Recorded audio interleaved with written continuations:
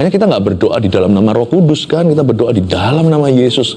Jangan khawatir, Bapa akan memberikan roti kalau kita minta Roh Kudus. Kalau kita berdoa dalam nama Yesus yang datang bukan roh jahat.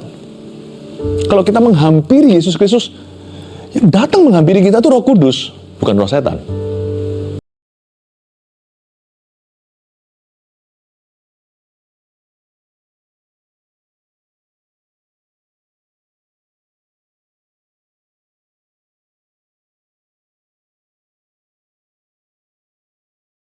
Bisa kita melihatnya, namun seperti angin yang berhembus, terkadang kita bisa merasakannya.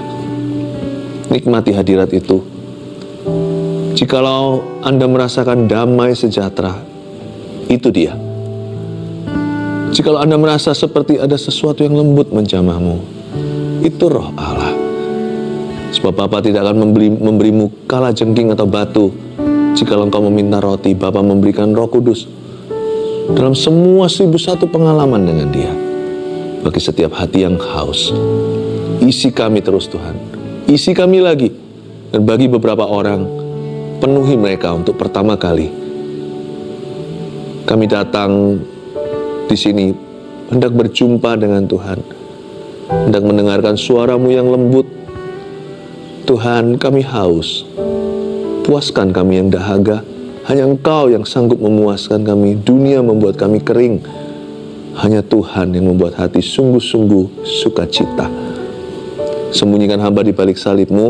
Hamba akan mengajarkan sesuatu yang sangat sakral. Ya Tuhan, pribadi ketiga Allah Tritunggal, Allah Roh Kudus yang kami cinta. Biarkan Kau dikenal pekerjaan-Mu, pribadi-Mu. Dan Engkau selalu menuntun kami dalam kebenaran, agar kami mengenal Kristus Yesus dengan sungguh-sungguh. Urapi kami dalam nama Yesus. Haleluya. Amin. Wow, haleluya. Saya bisa merasakan damai di dalam hadirat Tuhan. Di mana ada Roh Allah, di situ ada kemerdekaan, itu sungguhan. Kalau ada Roh Kudus ya beda. Hati itu berubah, hati yang keras jadi lembut. Karena itu saya kasih judul hari ini, renungan menjelang minggu weekend Pentakosta. Berapa hari lagi kita memperingati 10 hari setelah kenaikan Tuhan. Roh Kudus dicurahkan di loteng atas itu di Yerusalem 2000 tahun yang lalu. Dia belum berhenti bekerja, ini masih eranya Roh Kudus. Ini akhir zaman. Saya kasih judul Roh Kudus datanglah. Dan nanti, jikalau Anda datang ke gereja weekend akhir pekan ini, Sabtu Minggu khususnya, datanglah dengan ekspektasi untuk menerima Roh Kudus. Datanglah dengan ekspektasi untuk dipenuhi lagi atau dipenuhi untuk pertama kali. Saya sudah meminta kepada semua GMS di mana-mana, di tempat-tempat terdekat Anda, setiap hamba-hamba Tuhannya, setiap gembala-gembala sidangnya akan mengkhotbahkan tentang pribadi ketiga Allah Tritunggal. Siapa itu Roh Kudus, karyanya, pekerjaannya yang kita sangat butuhkan di zaman akhir ini. Mari kita terima urapan. Kalau Anda datang, siap-siap untuk dilawat sama Tuhan. Datang dengan haus dan lapar, tanpa ekspektasi, berarti kita datang juga tanpa pengharapan atau tanpa iman. Ya, siapa yang haus pasti akan dipuaskan oleh Tuhan Yesus. Tapi hari ini saya juga mau menyampaikan tentang Roh Kudus. Saya kasih judul Roh Kudus datanglah. Kita buka sama-sama Yesaya 11 ayat 1 sampai ayat yang ke-5 saya bacakan. Suatu tunas akan keluar dari tunggul Isai, dan taruk yang akan tumbuh dari pangkalnya akan berbuah. Roh Tuhan akan ada padanya, roh hikmat dan pengertian, roh nasihat dan keperkasaan, roh pengenalan dan takut akan Tuhan. Ya, kesenangannya ialah takut akan Tuhan. Ia tidak akan menghakimi dengan sekilas pandang saja atau menjatuhkan keputusan menurut kata orang. Tetapi ia akan menghakimi orang-orang lemah dengan keadilan dan akan menjatuhkan keputusan terhadap orang-orang yang tertindas di negeri dengan kejujuran. Ia akan menghajar bumi dengan perkataannya seperti dengan tongkat, dan dengan nafas mulutnya ia akan membunuh orang fasik. Ia tidak akan menyimpang dari kebenaran dan kesetiaan, seperti ikat pinggang tetap terikat pada pinggang. Ini adalah nubuatan Nabi Yesaya ratusan tahun sebelum kelahiran Yesus Kristus. Di ayat pertama, Bunyinya begini, suatu tunas akan keluar dari tunggul Isai. Isai itu ayahnya Daud, Raja Daud. Nenek moyang Yesus Kristus tentunya, kedua-duanya Isai maupun putranya yang menjadi Raja Israel terbesar, Raja Daud itu. Suatu tunas akan keluar dari tunggul Isai. Siapa yang dimaksudkan? Ya siapa lagi kalau bukan Yesus. Roh Kudus itu hanya meresponi nama Yesus. Karena Allah adalah satu. Allah Tritunggal tidak terpecah-pecah. Tanpa kuasa Roh Kudus, yang kita miliki hanyalah teori agama. Kalau kita mau betul-betul mengalami karya Roh Kudus, ya kita harus menyembah Yesus, berdoa di dalam nama Tuhan Yesus. Karena kalau kita berdoa di dalam nama yang lainnya, dan kalau kita hanyalah berpikiran positif, atau sekedar melakukan kebaikan, Roh Tuhan tidak akan bereaksi apa-apa. Roh Kudus diutus untuk mengingatkan kita akan segala sesuatu yang Yesus ajarkan. Dia disebut Sang Penghibur itu. Adalah lebih baik, kata Yesus pada murid-muridnya, untuk aku pergi. Kalau aku tidak pergi, dia tidak akan datang kepadamu. Dan kalau dia datang, dia akan mengingatkanmu akan perkataanku. Dia akan menuntunmu dalam kebenaran, karena dia adalah roh kebenaran itu. Dan dia akan bersaksi bersaksi tentang aku, kata Yesus. Kamu pun harus bersaksi loh ya, karena kamu sudah bersama dengan aku dari mulanya, kata Yesus kepada murid-muridnya, yaitu para rasul-rasul itu. Dan kalau Roh Kudus datang, ia akan menginsafkan dunia akan kebenaran, akan dosa, akan kebenaran, dan akan penghakiman. Jadi Roh Kudus itu punya misi ketika diutus ke atas muka bumi. Sebenarnya dari perjanjian lama udah ada. Dari penciptaan dunia, dia melayang-layang di atas permukaan air. Bumi belum berbentuk, masih ada kegelapan. Waktu itu firman berbunyi, jadilah terang. Maka terang jadi. Di perjanjian lama juga ada, tapi Roh Kudus hanya turun ke atas orang-orang tertentu yang diurapi, yaitu para imam, para raja-raja yang dipilih Tuhan, dan para nabi. Tetapi di akhir zaman, setelah Yesus naik ke sorga, Roh Kudus dicurahkan ke atas semua manusia. Jadi Roh Kudus itu diutus dengan kapasitas yang begitu luas dan begitu besar. Untuk apa? Untuk melanjutkan pelayanan Yesus Kristus di atas muka bumi. Karena Tuhan Yesus sudah berada di sebelah kanan Allah Bapa saat ini. Roh Kudus sekarang yang melaksanakan semua pekerjaan dan pelayanan Yesus di dalam gerejanya. Jadi Allah Roh Kudus itu tidak meresponi nama lain kecuali nama Yesus. Makanya itu ayat 1 langsung nubuatannya tentang Yesus Kristus. Suatu tunas akan keluar dari tunggul Isai, dan taruk yang akan tumbuh dari pangkalnya akan berbuah. Roh Tuhan akan ada padanya. Nya di sini Yesus tentunya. Ini nubuatan tentang Mesias. Roh Tuhan itu akan ada padanya. Kita tahu itu digenapi saat Tuhan Yesus dibaptis di Sungai Yordan. Maka koyaklah langit. Turunlah Roh Kudus, bukan burung merpati ya, dalam rupa seperti burung merpati, hingga pada pundak dan pada kepala Yesus Kristus. Roh Tuhan akan ada padanya. Yohanes berkata, siapakah itu Mesias yang kau lihat? Ke atasnya Roh Kudus turun. Itulah dia anak domba Allah yang mengangkut dosa dunia. Dialah Mesias itu. Roh Tuhan akan ada padanya. Kalau kita ini kan terbatas, tapi pada Yesus diberikan urapan yang tidak terbatas. Kita masing-masing ini punya satu bagian ministry. Ada yang rasul, nabi, guru, pengajar, penginjil, gembala, rupa-rupa karunia, melayani, memberi. Kita masing-masing itu diberi urapan tertentu. Tapi Yesus Kristus itu lengkap, sempurna. Dialah segalanya. Dialah segala sesuatu. Roh Tuhan ada padanya.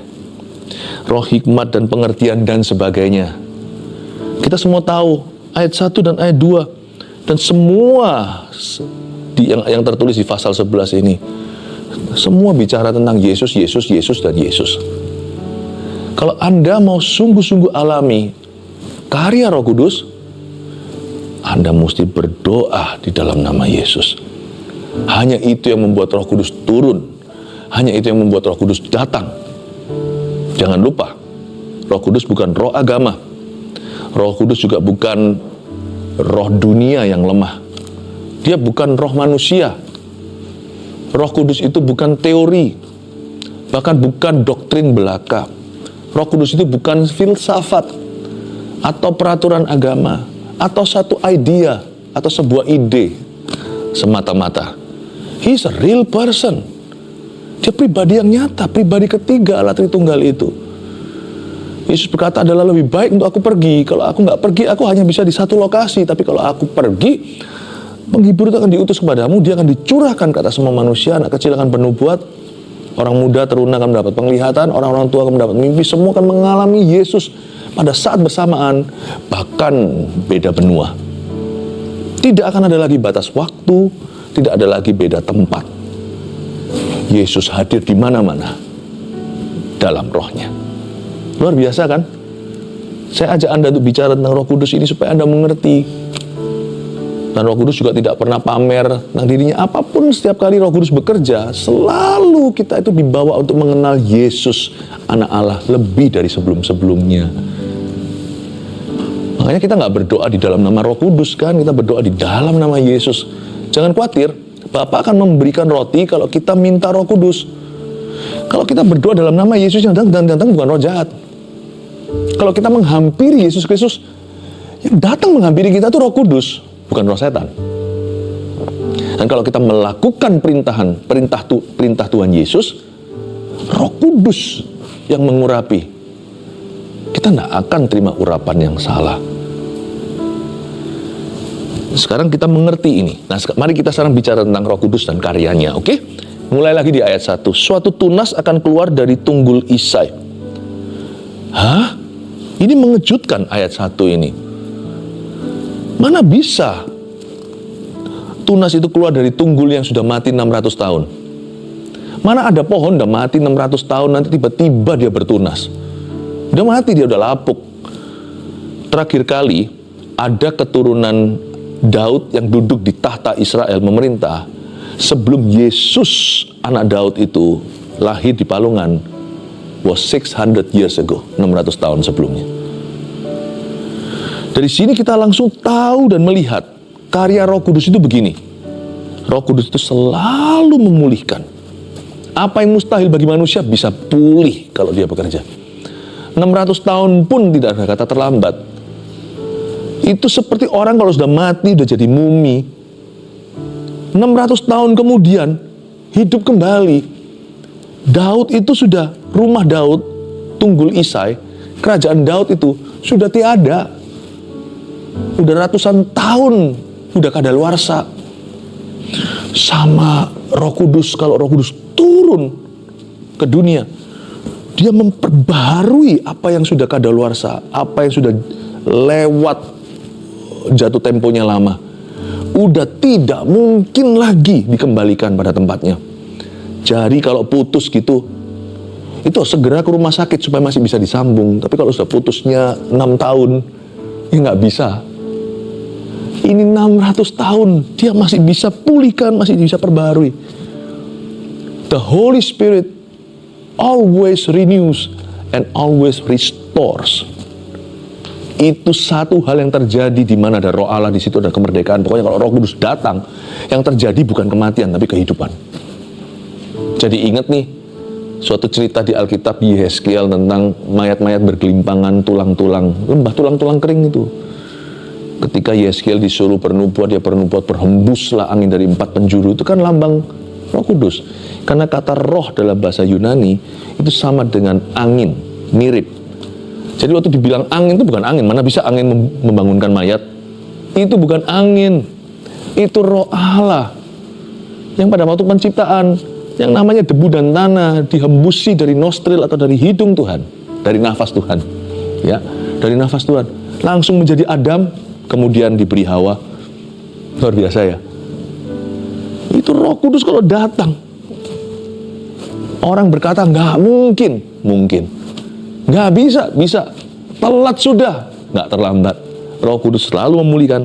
dia selalu memperbaharui, dia dahsyat. Tapi Roh Kudus itu rendah hati.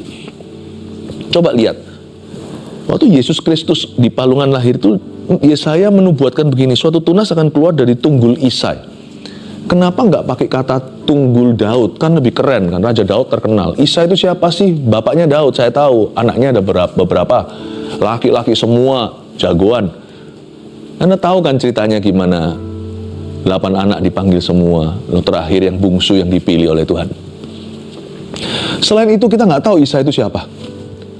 Pasti sudah tua lah, anaknya begitu banyak, Daud yang paling bungsu, udah seperti kakek-kakek dia terhadap anaknya. Orang tahu apa tentang Isai? Nggak tahu apa-apa. Isai nggak terkenal, Isai nggak bergengsi, Isai itu nggak glory.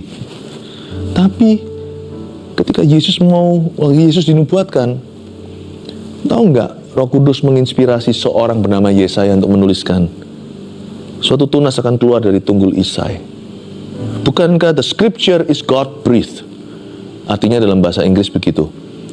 Bahasa Indonesianya, Alkitab ini diinspirasi oleh Roh Allah. Jadi Roh Kudus yang menginspirasi Yesaya untuk menulis, suatu tunas akan keluar dari tunggul Isai. Nggak mentang-mentang Daudnya. Wah, kalau papa kita terkenal kan yang kita pamerkan papa kita. Atau kalau kita kenal siapa, foto kita Vigora, udah di Vigora di kantor kita. Nih, saya jabat tangan dengan menteri, dengan perdana menteri, dengan presiden, dengan raja bangsawan. Wah, atau dengan selebriti. Enggak tuh, nggak pamer. Tunggul Isai. Tahukah Roh Kudus itu the spirit of humility? Sombong yang datang bukan Roh Tuhan, setan yang datang. Karena setan juga raja sombong. Dia itu tukang sombong, makanya dia jatuh kan dari malaikat jadi malaikat yang jatuh, jadi Lucifer. He is the spirit of humility. Dia roh yang humble sekali. Roh Kudus itu humble in nature, sifatnya itu rendah hati. Makanya orang kalau penuh Roh Kudus dia semakin humble, nggak semakin banyak gayanya. Sungguhan. Dan kita melihat ayat 2 sekarang, penjelasan tentang siapa itu Roh Kudus. Pertama-tama disebut Roh Tuhan akan ada padanya. Roh Tuhan, coba bilang Roh Tuhan. Dia itu Roh Tuhan. Roh Kudus bukan roh manusia. Dan dia bukan filsafat tadi yang saya katakan, bukan teori doktrin belaka. Dia juga bukanlah roh manusia yang lemah atau roh dunia yang fana. Maksud saya begini, karena di dalam Kristus ini kita bukan bermain agama, tapi di kehidupan yang kekal. Dan ini kerajaan Tuhan.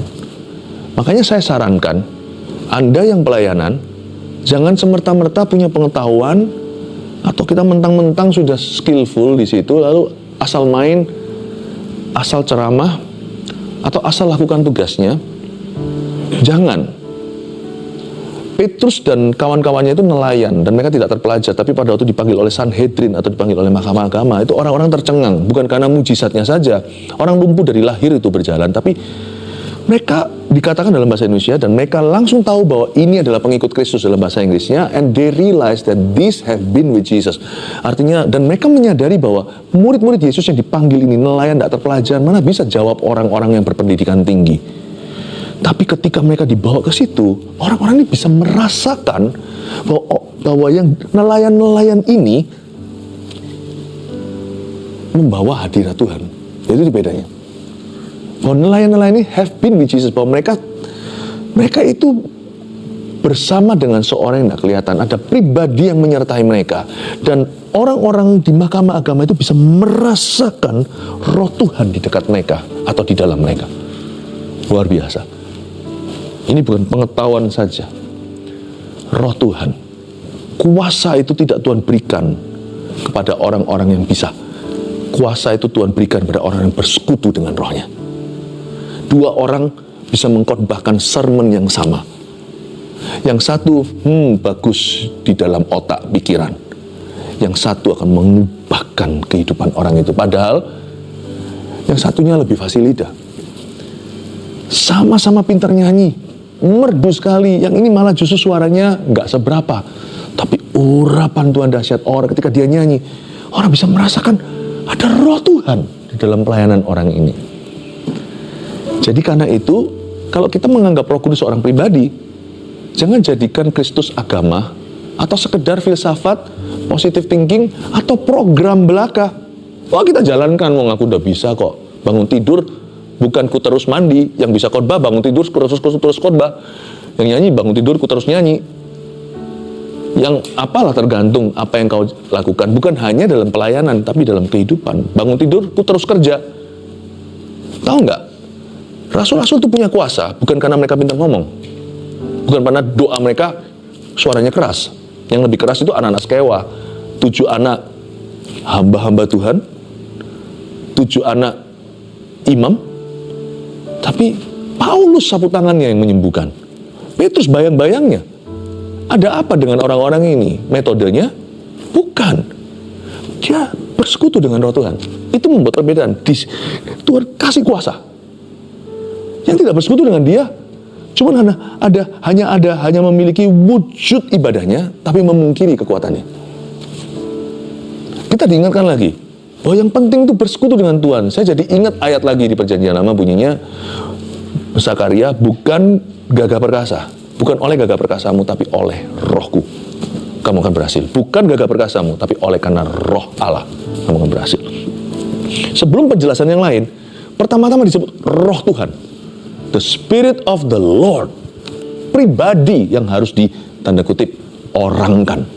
Nggak bisa Roh Kudus itu cuman hanya sekedar pokoknya engkau energi deh, pokoknya tenaga lah, some sort of electricity, semacam listrik atau apa, udah. Dan di sana ya berkati aku lakukan apa yang kulakukan, pokoknya Anda ada tidak ada tidak mengapa, tidak apa-apa. Nggak bisa begitu. Kenapa ada banyak hal dalam hidup kita tidak mengalami terobosan dan kemenangan? Karena kita malas bersekutu dengan Tuhan atau kita merasa nggak perlu. Gereja bertumbuh juga bukan karena acaranya, bukan. Tapi pekat Roh Tuhan di dalamnya. Itu dia. Sekarang kita mengerti rahasia para nelayan yang tidak terpelajari itu. Kenapa Petrus berdiri, dia bicara khotbahnya biasa. Itu loh notolan khotbahnya di Kisah Para Rasul. 3.000 bertobat. Nanti kemudian dia bicara dengan satu orang di satu rumah gitu, dia dengan kerabat-kerabat, teman-teman handai taulanya, ngobrol, belum selesai. Turunlah Roh Kudus, mereka semua berbahasa roh. Cornelius ketika dikunjungi oleh Petrus. Now we know their secret. Rahasia keberhasilan hidup dalam Kristus terletak pada persekutuan dengan Roh Kudus tiap hari. Makanya saya nggak berani kalau tidak memulai hari saya dengan menanti-nantikan dia. Dari ranjang saya sudah menantikan kok. Mata masih belum terbuka beneran, saya sudah menanti-nantikan Roh Allah. Saya nggak berani. Belum pernah saya jalani 30 sekian tahun saya kenal Yesus tanpa bersekutu erat dengan Rohnya tiap hari. Saya nggak berani. Saya nggak merasa hebat. Roh Tuhan akan ada padanya. Kata akan ada padanya ini bagus sekali. Bukan hanya Roh Kudus akan datang, tapi ketika kita terima Yesus sebenarnya Roh Kudus sudah ada di dalam kita. Kata akan ada padanya, will be upon him, itu artinya ketika kita terima Yesus lahir baru, ketika kita terima Injil dan percaya, Roh Kudus itu masuk di dalam diri kita dan dia nggak keluar masuk lagi. Hanya di dalam kehidupan beberapa anak-anak Tuhan, dia didiamkan dan dia dicuekin, bahkan didukakan. Nggak keluar masuk kok, jangan khawatir. Kalau Anda sudah terima Yesus sungguh-sungguh, Anda lahir baru, Anda anak Tuhan, Roh Kudus sudah ada padamu. Dan kita sekarang baru dibuka paradigma pengertian kita. Ternyata selama ini aku cuekin dia, malah justru aku lukai terus menerus. Jangan mendukakan roh, ada ayatnya. Jangan padamkan roh, didukain, dipadamin. Roh Tuhan akan ada padanya. Lalu lihat ya, roh hikmat. Ada 7 penjelasan tentang Roh Tuhan. Yang pertama mengacu ke pribadinya. Yang kedua bicara tentang nilainya, yaitu roh hikmat. Roh hikmat. Jadi orang kalau dekat sama Roh Kudus itu akan dapat hikmat-hikmat yang luar biasa, sungguhan. Hikmat-hikmatnya. Mau tahu kayak apa contoh sempurnanya? Yesus. Coba baca di kitab Injil. Yesus menanggalkan keilahiannya. Nggak mentang-mentang dia anak Allah, tapi ketika dia mengosongkan diri, mengambil rupa seorang hamba, menjadi seperti manusia. Waktu dia dibaptis itu turun Roh Kudus sejak hari itu. Dia waktu di padang gurun 40 hari dicobai. Yesus itu bergantung pada kuasa Roh Allah. Dan pada waktu Roh Kudus itu memberi dia hikmat. Coba bayangkan hikmat-hikmat Yesus. nggak kalah sama Salomo ketika menghadapi dua wanita memperebutkan bayi.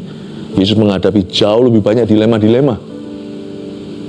Dan ketika Yesus bergantung pada the power of the Holy Ghost, kuasa Roh Kudus, sejak baptisan itu, lalu dicobai di padang pasir, lalu kembali ke Galilea dalam kuasa.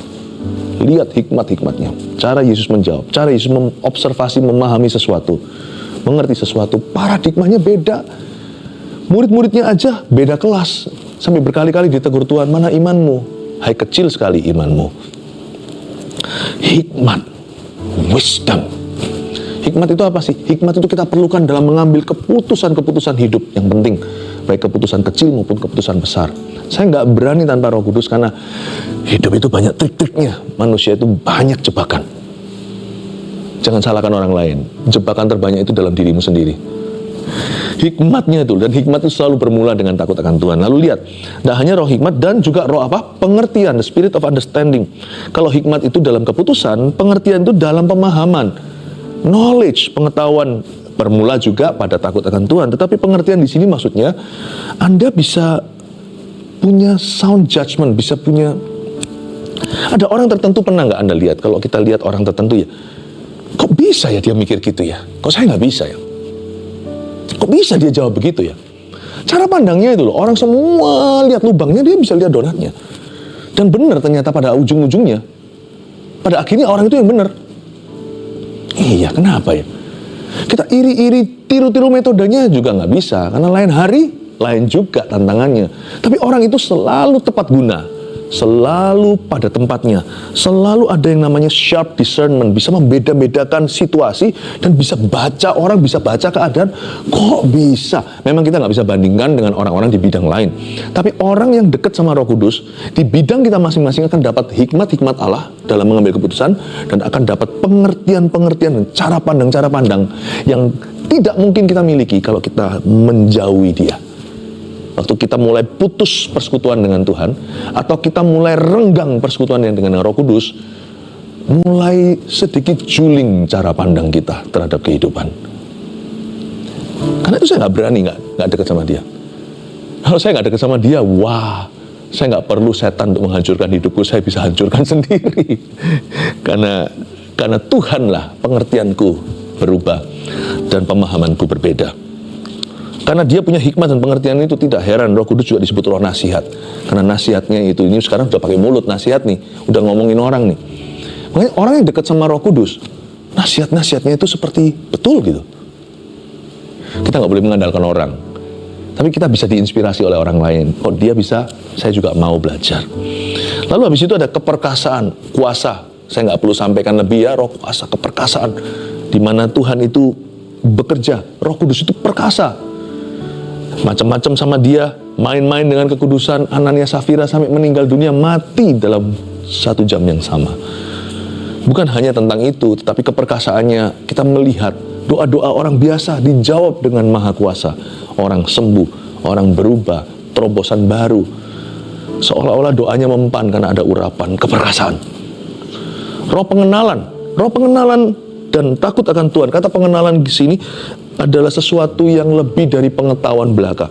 Makanya kalau kita bergantung dengan Roh Kudus waktu kita baca firman, kita tidak maha tahu. Pasti kalau kita bisa belajar dari orang-orang yang membagikan ayat, membagikan pengetahuan mereka akan firman, kita bisa belajar angle-angle atau sudut-sudut yang berbeda. Tetapi kalau kita mengandalkan hanya kepintaran, kita hanya belajarnya sekian, sungguhan. Tapi kalau kita dapat roh pengenalan akan Tuhan, itu seperti diterangi. Seperti ketika kita buka halaman-halaman firman itu, kita menemukan keajaiban di halaman-halaman Alkitab.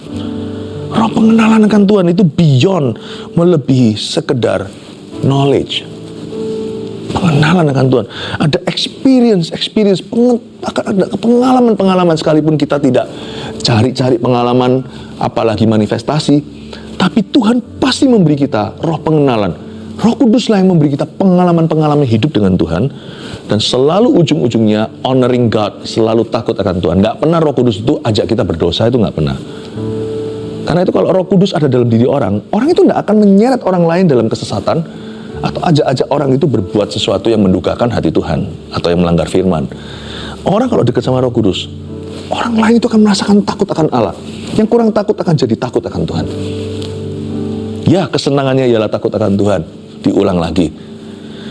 Saya jadi ingat Tuhan Yesus berkata, makananku ialah melakukan kehendak Bapa dan menyelesaikan pekerjaannya. Orang kalau dekat sama Roh Kudus, dipenuhi Roh Kudus itu pasti suka sekali melakukan kehendak Bapa dan menyelesaikan pekerjaannya. Ayat 3-5, saya baca sekilas. Ini semua menunjukkan the perfect character of the Messiah, atau karakter sempurna Sang Mesias. Di sini kita pelajari ternyata sifat Yesus Kristus adalah sifat Roh Kudus. Sifat Roh Kudus adalah sifat Yesus Kristus. Ia tidak akan menghakimi dengan sekilas pandang saja atau menjatuhkan keputusan menurut kata orang. Orang yang penuh Roh Kudus seperti Yesus tidak akan gegabah, nggak akan terbawa kata orang, nggak akan gosipan. Orang bilang A, ikut A. Orang bilang B, ngikut sana, ngikut situ. Karena kupingnya tipis terhadap manusia, karena memang kupingnya kebal terhadap Tuhan. Tapi kalau kuping kita tebal, kuping kita tipis terhadap Tuhan, biasanya kuping kita tebal terhadap yang tidak-tidak yang keluar dari mulut orang. Nggak mempan lah di kuping kita. Tetapi ia akan menghakimi orang-orang lemah dengan keadilan dan akan menjatuhkan keputusan terhadap orang-orang yang tertindas di negeri dengan kejujuran. Ia akan, itu ayat 4a. Ini bagus sekali. Orang yang dekat dengan Roh Kudus seperti Tuhan Yesus akan selalu menghakimi orang lemah dengan keadilan. Dia selalu adil. Jadi kalau orang lemah dapat keadilan, biasanya orang lain semuanya juga akan dapat keadilan. Mau tahu apakah ada keadilan di negeri? Orang lemah dibela nggak? Kalau yang nggak pakai money politik dapat keadilan nggak? Maka Anda bisa melihat nilai keadilan di negeri itu seperti apa. Kalau orang lemah dapat keadilan, semua orang dapat keadilan. Jadi kita langsung lihat di sini bahwa orang yang dekat sama Roh Kudus itu takutnya sama Tuhan, bukan sama orang, dan ada kesadaran. Dan selalu hidupnya penuh dengan keadilan. Ia akan menghajar bumi dengan perkataannya seperti dengan tongkat, dan dengan nafas mulutnya ia akan membunuh orang fasik. Bagus sekali, dia katakan ia akan menghajar bumi dengan perkataannya. Yesus kalau mau menghakimi dunia, nggak perlu pakai hajar, nggak perlu pakai fisik. Yesus tinggal say a word, ucapkan satu kata, nggak perlu satu kalimat, itu akan terjadi. Demikianlah orang yang penuh Roh Kudus, otoritasnya akan seperti Kristus dalam perkataannya. Makanya orang yang penuh Roh Kudus tidak akan latah. Mulutnya tidak akan diisi dengan sumpah serapah karena dia kuduskan untuk Tuhan. Jadi kalau dia ngomong sesuatu itu terjadi. Nggak perlu dia iman-imani, setelah ngomong di iman-imani. Kalau masih perlu iman-imani itu kurang pede, berarti kurang percaya diri dalam Tuhan. Kalau orang percaya Tuhan, dia tahu perkataannya mengandung kuasa. Otoritasnya itu loh. Ya, terakhir, ia tidak akan menyimpang dari kebenaran dan kesetiaan, seperti ikat pinggang tetap terikat pada pinggang. Begitu eratnya kebenaran dan kesetiaan itu seperti sudah mendarah daging, seperti sudah jadi ikat pinggangnya di tubuhnya. Everything, segala sesuatu yang orang yang penuh Roh Kudus lakukan, itu selalu seputar kebenaran dan kesetiaan. Nggak pernah jauh menyimpang dari situ. Buah nggak jatuh jauh dari pohonnya. Pasti tidak jauh-jauh dari kebenaran dan keadilan, karena itu sifat Tuhan. 3 poin, Roh Kudus datanglah, kita pelajari apa tentang Roh Allah. 1, Roh Kudus sanggup memulihkan dan memperbaharui segala sesuatu. Jangan bilang telat ya. Apapun juga, undang Roh Kudus, pulih tuh. Mau rumah tangganya sudah seperti neraka di dunia, undang Roh Kudus, pulih, semua akan indah pada waktunya. Atau pekerjaan Anda, atau apapun juga, undang Roh Kudus, buka diri, pulih. 2, Roh Kudus bukanlah roh manusia yang lemah atau roh dunia yang fana. Saya sudah dari tadi mengingatkan kita, jangan main-main dengan persekutuan dengan Roh Tuhan. Jangan anggap itu kurang penting, itu segala sesuatu. Kalau enggak, nanti kita bergantung dengan roh manusia kita. Semua hanyalah teori agama belaka atau pengetahuan manusia. Itu lemah, roh dunia yang fana. Tapi kalau kita bersekutu dengan Tuhan, ada kuasa. 3, orang yang penuh Roh Kudus akan semakin seperti Kristus. Karakter dan otoritasnya. Ini dia. Rajin-rajin bersekutu dengan Tuhan, dengan Roh Allah. Sebab nanti mau nggak mau, efek samping atau efek langsungnya adalah kita menjadi seperti Kristus dalam pikiran, perkataan, perbuatan. Mari kita mengejar target itu. Saya belum sampai ke sana. Anda juga belum sampai. Mari kita berlomba-lomba untuk semakin hari semakin humble di depan Tuhan, semakin rendah hati, semakin kudus dan dikuduskan oleh Kristus. Oh Tuhan, terima kasih. Jemaat yang dikasihi Tuhan, terimalah berkat dari Allah Bapa, kasih karunia dari Tuhan Yesus, pengurapan dari Allah Roh Kudus menyertaimu dari sekarang sampai Maranatha Tuhan datanglah. Dalam nama Yesus, haleluya, amin.